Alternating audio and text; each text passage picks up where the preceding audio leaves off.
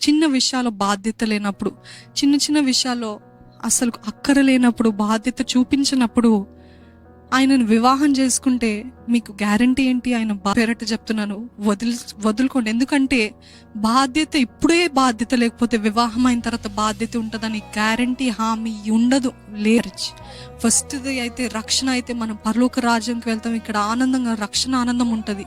కానీ రక్షణ ఆనందం ఉండి కానీ తప్పైన వ్యక్తిని వివాహం చేసుకుంటే ఎంత రక్షణ ఆనందం ఉన్నా ఆ వ్యక్తిని వాడుకొని అపవాది ఏం చేస్తాడంటే మన ఆనందాన్ని, మన సంతోషాన్ని, మన సమాధానాన్ని అంతటిని కూడా పాడు చేస్తుంటాడు.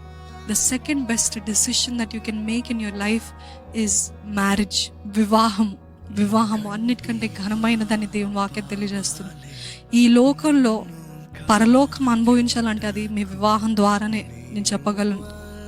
ఈ లోకంలో మీరు ఆనందంగా ఉండాలి వివాహం తర్వాత అని అంటే అది మీ వివాహం ద్వారానే. ఎందుకంటే దేవుని కృపను బట్టి నేనైతే అది చెప్పగలుగుతాను. ఎందుకంటే దేవుని భయం ఉంటే ఒక కుటుంబంలో క్రమం ఉంటుంది, నమ్మకత్వం ఉంటుంది, లాయల్టీ ఉంటుంది, ప్రేమ ఉంటుంది, రెస్పెక్ట్ ఉంటుంది.